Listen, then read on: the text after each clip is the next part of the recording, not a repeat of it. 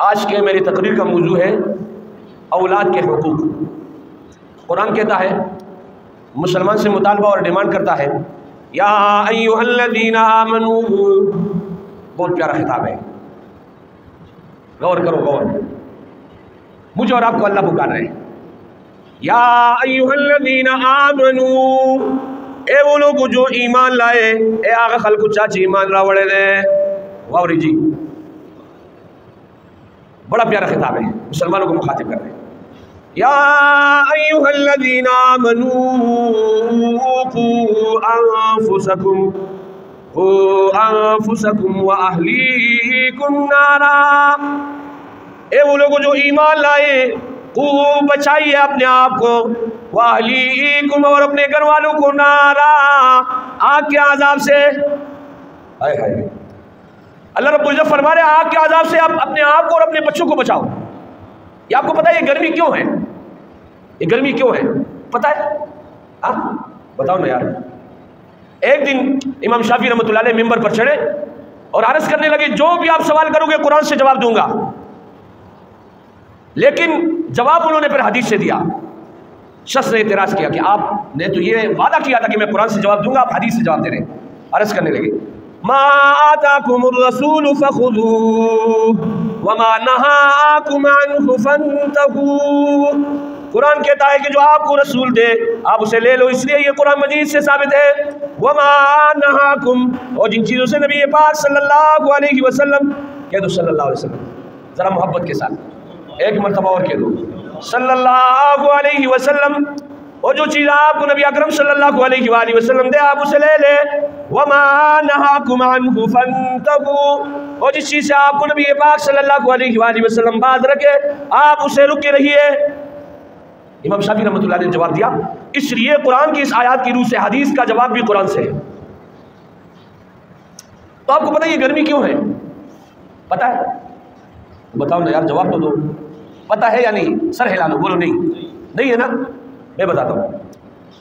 نبی اکرم صلی اللہ علیہ وآلہ وسلم فرما رہے ہیں، الحرارۃ من فیح جہنم، کہہ رہے یہ گرمی جہنم کے سانس لینے کی وجہ سے ہے۔ میرا نبی فرما رہے جہنم سانس لیتے جس کی وجہ سے گرمی ہو جاتی ہے۔ نبی کا فرمانا، یہ زمین پھٹ سکتی ہے، یہ آسمان ٹوٹ سکتا ہے، یہ پہاڑ اپنے جگہ سے ہل سکتے ہیں، لیکن میرے عزیز ساتھیو نبی کا فرمانا ادھر سے ادھر نہیں ہو سکتا ہے۔ اس لیے میرا رب فرما رہے ہیں، یا ایھا الذین آمنوا، اے وہ لوگ جو ایمان لائے، قوا انفسکم، اپنے آپ کو اور اپنے اہل عیال کو بچائیے آگ سے۔ یہ تو صرف جہنم سانس لیتی ہے، جہنم کے سانس لینے کی وجہ سے میرا اور آپ کا دنیا میں رہنا دوبر ہو جاتا ہے۔ یہ گرمی جہنم کے سانس لینے کی وجہ سے میرے نبی نے فرمایا ہے۔ اور پھر میرے عزیز ساتھیو، عذاب در عذاب تو یہ ہے، یہ ملک کیا ہے؟ ہمارا جو ملک ہے اس کا نام آپ کو پتہ ہے کیا ہے؟ اسلامی جمہوریہ پاکستان۔ اسلامی جمہوریہ پاکستان، آدھا تیتر آدھا بٹیر، جمہوریت اسلام میں باہر کیف۔ اس کا قانون ہے، آئین ہے کہ اس ملک میں قرآن مجید کے خلاف، قرآن اور سنت کے خلاف کوئی قانون نہیں بنے گا، یہ پہلا قانون ہے۔ عذاب در عذاب دیکھیے کہ میرے عزیز ساتھیوں، ہر علاقے میں 6 10 گھنٹے لوڈ شیڈنگ ہو رہی ہے، اور قرآن کہتا ہے، قرآن کا قانون یہ ہے، وَلَا تَزِرُ وَازِرَةٌ وِزْرَ أُخْرَىٰ، آپ ایک کا بوجھ دوسری کے اوپر نہیں ڈال سکتے ہو۔ گناہ میں نے کیا، میرے گناہ کی وجہ سے آپ میرے اس بھائی کو نہیں پکڑ سکتے ہو، یہ قرآن مجید کا قانون ہے۔ قرآن کہتا ہے اگر باپ نے گناہ کیا بیٹے کو نہیں پکڑا جائے گا، بیٹے نے گناہ کیا باپ کو نہیں پکڑا جائے گا۔ قرآن کہتا ہے وَلَا تَزِرُ وَازِرَةٌ وِزْرَ أُخْرَىٰ، ایک کا بوجھ دوسری کے اوپر نہیں ڈالا جائے گا۔ جب ان کے الیکٹرک والوں سے کہتے ہیں کہ جناب والا آپ لوڈ شیڈنگ کیوں کرتے ہو، کہ آپ کے علاقے میں فلاں آدمی جو ہے وہ بل نہیں بھرتا ہے، کیا فلاں آدمی بل نہیں بھرتا ہے، تو بھائی میں تو بھرتا ہوں، مجھے کیوں آپ لوڈ شیڈنگ میں مبتلا کر رہے ہو؟ کہہ رہے یہ اس کی وجہ سے۔ اسلامی جمہوریہ پاکستان ایک قانون ہے کہ اس ملک میں قرآن اور سنت کے خلاف کوئی قانون نہیں بنے گا۔ جب آئین میں یہ بات لکھی ہوئی ہے، قرآن کہتا ہے وَلَا تَزِرُ وَازِرَةٌ وِزْرَ أُخْرَىٰ، آپ ایک کا بوجھ دوسرے کے اوپر نہیں ڈال سکتے ہو۔ کہہ رہے نہیں جناب والا نیپرا کا قانون ہے۔ میرے بھائی قرآن ملک پاکستان میں رہنے والا، اور اگر وہ اس آئین کو نہ مانے جو آئین میں لکھا ہوا ہے کہ اس ملک میں قرآن اور سنت کے خلاف کوئی قانون نہیں بنے گا، چاہے وہ نیپرا ہو یا اس کے علاوہ کوئی اور ادارہ ہو، کیسے آپ یہ قانون بنا سکتے ہو؟ یا تو پھر آئین سے آپ بغاوت کر رہے ہو۔ سمجھ رہے ہو میری بات؟ سمجھ رہے ہیں؟ تو بہرحال میں عرض یہ کر رہا تھا کہ رب کائنات مجھے اور آپ کو جھنجھوڑ رہے ہیں، متوجہ کر رہے ہیں۔ ذرا سنیے اللہ رب العزت کیا فرما رہے ہیں۔ یا ایھا الذین آمنوا، اے وہ لوگ جو ایمان لائے، جو اللہ کے ماننے والے ہیں، قوا انفسکم واہلیکم نارا، آپ اپنے آپ کو اور اپنے اہل و عیال کو آگ سے بچائیے۔ مجھے اور آپ کو خطاب ہو رہا ہے۔ گرمی اس لیے ہے کہ جہنم نے سانس لی ہے، اور وہ آگ جو جہنم کا ہے، میرا رب مجھے اور آپ کو متوجہ کر رہا ہے کہ اس آگ سے اپنے آپ کو اور اپنے بچوں کو بچائیے۔ میرا عزیز ساتھیو، اس آیات کے ذیل میں مفسرین نے لکھا ہے کہ ہر ایک شخص پر اپنے اہل و عیال کا تربیت کرنا واجب، لازم، لابدی اور ضروری ہے کہ اپنے بچوں کو تربیت کرے۔ ایسا نہیں بس کہ آپ نے پیدا کر دیا، بس گھومے پھرے جہاں جائے، نہیں کل قیامت کے دن آپ سے پوچھ ہوگی۔ آپ نے سنا ہوگا کہ بچہ جب روزہ رکھتا ہے اس کا ثواب کس کو ملتا ہے؟ یہ مشہور حدیث ہے۔ بچہ جب روزہ رکھتا ہے اس کا ثواب کس کو ملتا ہے؟ ماں باپ کو۔ بچہ اگر بچپن میں روزہ رکھے اس کا ثواب کس کو ملتا ہے؟ ماں باپ کو ملتا ہے۔ لیکن اسی طریقے سے بچہ اگر گناہ کرے اس کا گناہ بھی والدین کو ملتا ہے۔ میں آپ کو بتا دوں، میرا نبی فرما رہے ہیں کل مولود یولد علی الفطرہ، میرا نبی فرما رہے ہیں ہر بچہ جو پیدا ہوتا ہے وہ اسلام پر پیدا ہوتا ہے۔ فَأَبَوَاهُ يُهَوِّدَانِهِ، اس کے والدین کی مرضی ہے، چاہے اسے یہودی بنا لے، او يُنَصِّرَانِهِ، یا اسے نصرانی بنا لے، او يُمَجِّسَانِهِ، یا اس کے والدین کی مرضی ہے اسے مجوسی بنا لے۔ لیکن میرا نبی فرما رہے ہر بچہ، چاہے وہ کافر کے گھر میں پیدا ہو، چاہے وہ مجوسی کے گھر میں پیدا ہو، چاہے وہ نصرانی کے گھر میں پیدا ہو، چاہے وہ ہندو کے گھر میں پیدا ہو، میرے نبی نے اعلان کیا کل مولود یولد علی الفطرہ، ہر بچہ اسلام پر پیدا ہوتا ہے۔ فَأَبَوَاهُ يُهَوِّدَانِهِ، پھر اس کے والدین کی مرضی ہے اسے یہودی بنا لیتے ہیں، او يُنَصِّرَانِهِ، یا اسے نصرانی بنا لیتا ہے، او يُمَجِّسَانِهِ، یا اسے مجوسی بنا لیتا ہے۔ یہ والدین کی تربیت کا اثر ہوتا ہے۔ لیکن آپ نے تاریخ میں کئی چیزیں آپ نے دیکھی ہوگی۔ ایک مثال تو وہ ہے کہ والد تربیت کر رہا ہے، لیکن میرے عزیز ساتھیوں بیٹا جو ہے وہ پسر نوح بابدا بنشس خاندانی نبوتش گم شو، بیٹا وہ اہل اسلام میں سے نہیں نکل آیا، والد نے تربیت کی، پیغمبر ہے۔ میں آپ کو بتاؤں تربیت کا بڑا اثر ہوتا ہے، ماحول کا، انوائرمنٹ کا بڑا اثر ہوتا ہے۔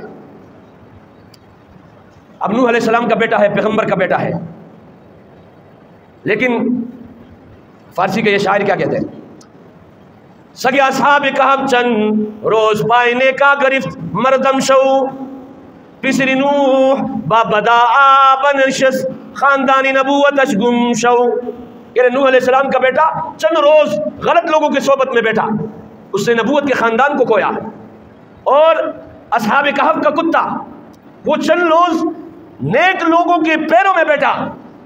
حدیث میں آتا ہے اللہ رب العزت اس کتے کو کل قیامت کے دن مرد بنائے گا اور اللہ رب العزت سے جنت عطا فرمائیں گے۔ سگے اصحاب کہف چند روز پائنے کا گرفت مردم شو، میرا عزیز ساتھیو عجیب بات اگر آپ کو لگے تو سبحان اللہ کہہ دیا کرو یار۔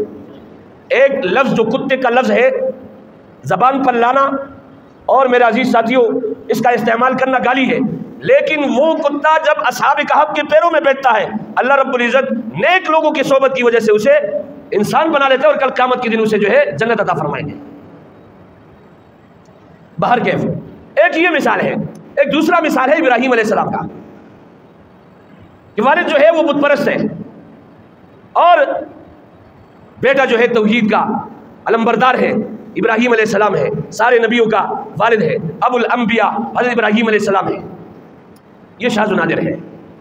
لیکن اکثر میرا نبی جو فرما رہے کہ ہوتا یہی ہے کہ مسلمان بچہ ہے لیکن اس کا والدین یہودی ہوتا ہے، اسے یہودی بنا لیتا ہے، اس کے والدین نصرانی ہوتے ہیں اسے نصرانی بنا لیتا ہے، اس کے والدین مجوسی ہوتے ہیں اسے مجوسی بنا لیتا ہے۔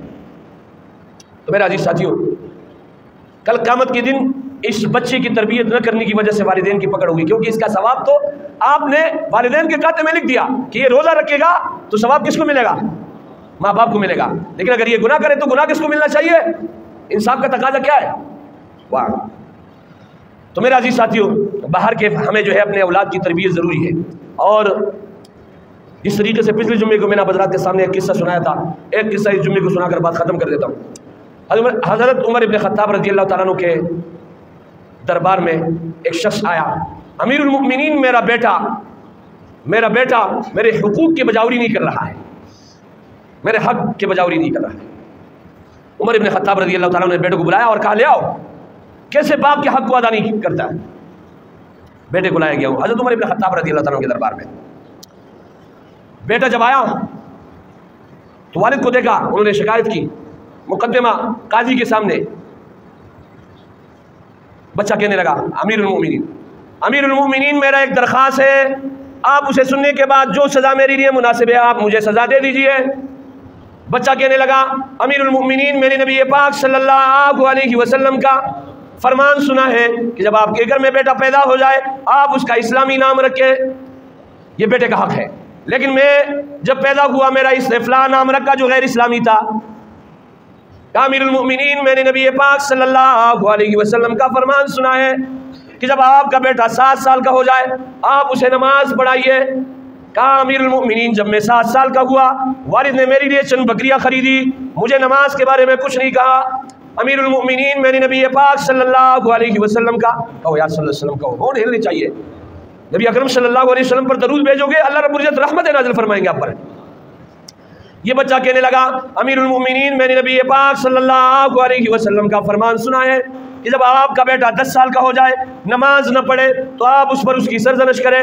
کہا جب میں 10 سال کا ہوا تو میرے عزیز ساتھیو امیر المؤمنین کو یہ بچہ کہہ رہا ہے کہ میں جب بکریوں کے چرانے میں سستی اور کاہلی کرتا تو یہ باپ مجھے مارتا، نماز کے بارے میں اس سے مجھے کچھ نہیں کہا۔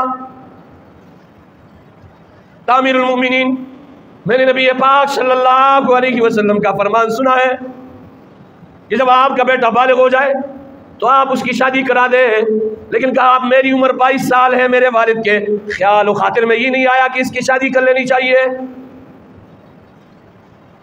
میرا عزیز ساتھیو، ہم اولاد سے حق کا مطالبہ اور ڈیمانڈ تو کرتے ہیں، لیکن آیا ہم اپنے اولاد کے حقوق کی بجاوری کر رہے ہیں؟ نبی اکرم صلی اللہ علیہ وسلم کا فرمان ہے 7 سال کا آپ کا بیٹا ہو جائے آپ اسے نماز کی تلقین کریں، لیکن آج ظلم پر ظلم کیا جا رہا ہے۔ بیٹا 3 سال کا اتنا بڑا بوجھ اس کے کندھے پہ لاد کر آج بچوں کی جو ہے قد نہیں بڑھ رہے، پھر جو ہے ہمیں دیواروں پر لکھا ہوا ملتا ہے قد بڑھانے کے لیے فلاں دوا، بچے کا قد کیسے بڑھایا جائے؟ آپ نے بچپن میں اس کا قد روکا ہے، اس سے زیادہ اس کتابوں کا بوجھ ہوتا ہے، بچے کا اتنا وزن نہیں ہوتا ہے۔ 3 سال میں اس بچے کے اوپر جو ہے اتنی بڑی بڑی کتابیں لاد دی جاتی ہیں۔ نماز سے بڑھ کر کوئی چیز ہے؟ وہ وائے کا نام ہے، اس لیے جب اس سے بڑھ کر کوئی چیز نہیں ہے، میرا نبی اس کے بارے میں 7 سال کی عمر میں بچے کو کہہ رہے کہ آپ اسے سکھاؤ 7 سال کی عمر میں، تو یہ اسکول اس سے بڑھ کر ہوا؟ بڑھ کر ہوا؟ وضع الشیء فی غیر محلہ ظلم، کہہ رہے ایک چیز کو دوسری کی جگہ رکھنا یہ ظلم ہے۔ جب نماز کے بارے میں کہا کہ 7 سال میں آپ 3 سال میں اس کو کیوں جو ہے دوسری چیزیں پڑھا رہے ہو؟ نشوونما ہونے دینا، 10 سال کا ہو جائے نماز پر مارو، بالغ ہو جائے 15 سال کی عمر میں آپ اس کی شادی کرا دو۔ لیکن ہمارے ہاں کیا ہوتا ہے؟ نہیں، شادی نہیں کرا، نہیں اپنے پاؤں پہ کھڑا ہوگا۔ وہ خدا کے بندے ابھی تمہارے پاؤں پہ کھڑا ہے، یہ بچہ جو کھڑا ہوتا ہے یہ تمہارے پاؤں پہ کھڑا ہوتا ہے۔ یہ معاشرے میں بے حیائی و بدکاری کیوں زیادہ ہو رہی ہے؟ کیونکہ نبی اکرم صلی اللہ علیہ وسلم کے اس حکم پر عمل نہیں کیا جا رہا ہے۔ بچہ بالغ ہو جائے میرے نبی کا ڈیمانڈ اور مطالبہ ہے اس کی شادی کراؤ، نہیں 30 سال کا ہوگا، 35 سال کا ہو جائے گا، 40 سال کا، 40 سال کے بعد تو بڑھاپے کی طرف ہو جاتا ہے، اس وقت اس کی شادی کرائی جاتی ہے۔ پھر کہتے ہیں گھر جو ہے وہ برابر نہیں ہو رہا ہے، ناچاقی ہے گھر میں۔ تو باہر کے میرے عزیز ساتھیوں عرض یہ کر رہا تھا کہ امیر المؤمنین نے جب اس بچے کا بیان سنا تو والد سے کہا اپنی پیٹھ کو ننگا کر دو، اور کہا کوڑے اس بچے کے بجائے آپ کو لگیں گے، آپ نے اس بیٹے کے کون سے حق کی بجاوری کی ہے؟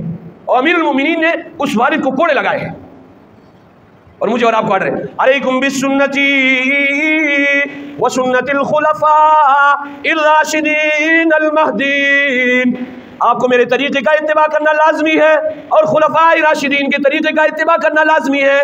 امیر المؤمنین اس باپ کو کوڑے لگا رہے جو اپنے بچے کے حق کی بجاوری نہیں کر رہے۔ آج کون سا باپ جو ہے اپنے بیٹے کے حق کی بجاوری کر رہا ہے؟ کر رہے؟ بتاؤ نا، کر رہے؟ بتاؤ یار، جواب دو یار۔ اگر آپ کو جو ہے اردو سمجھ میں نہیں آتے پشتو میں بول رہے ہو، کوئی والد اپنے اولاد کے حقوق کی بجاوری کر رہے؟ نہیں کر رہے نا، زور سے بولو نا یار، کر رہے؟ نہیں کر رہے۔ اس لیے وہی بچہ پھر جو ہے باپ کے حق کو نہیں ادا کرتا۔ میرے عزیز ساتھیوں، سب سے پہلے ہمیں کوشش کر لینی چاہیے کہ اولاد کے حق کو ادا کیا جائے، انشاءاللہ العزیز آلریڈی آٹومیٹک پھر یہی بچہ جو ہے والدین کے حق کو ادا کرے گا۔ اللہ رب العزت سے دعا کرے جو کچھ کہا گیا سنا گیا اس کو سمجھنے، اس پر عمل کرنے کی توفیق عطا فرمائے۔ وآخر دعوانا ان الحمدللہ رب العالمین۔ آذان ہوگی، اس کے بعد سنتیں پڑھ لیں۔